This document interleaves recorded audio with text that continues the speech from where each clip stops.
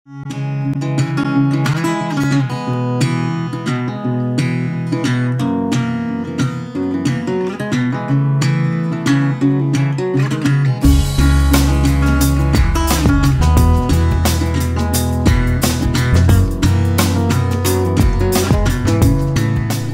ben Harm Wiebinga.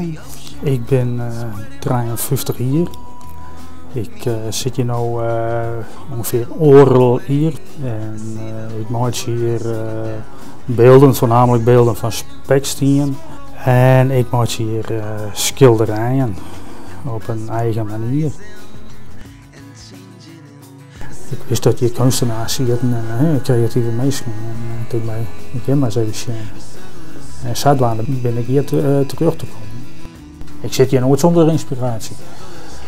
Ik bedenk zo nog wat. Het spekstien bewerken wordt ik een hele prototype post in therapieën en zo, omdat het rustgevend is. Dat vind ik nou wel waarom. Dat echt, ik kan de hele dag wat omzitten. Nou, ik ben hier begonnen met beelden te maken van spekstien. En ik heb een groot aantal beelden maken en op een gegeven moment denk ik van, nou, ik moet nog maar eens wat anders proberen. Je zusje en jongens die binnen het schilderen en dan denk ik van, zoek dat ik ken.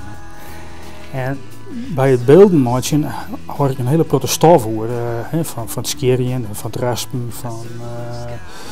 en ik denk misschien kan ik daar wat mee.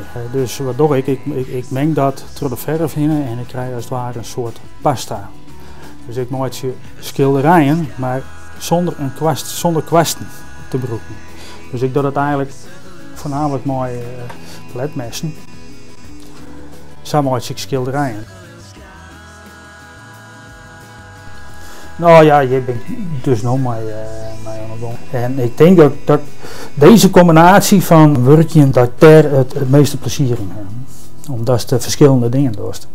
Dan moest je er serieën, dan moest je erop plakken en dan moest je het nog een kleur aan. En dan ben je meer verschillende dingen bezig.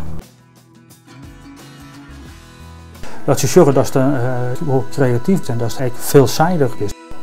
Het is wel leuk als ze zeggen van, oh dit is leuk, dat is mooi. Dat jouwt wel een goed gevoel, dat moet ik wel zeggen.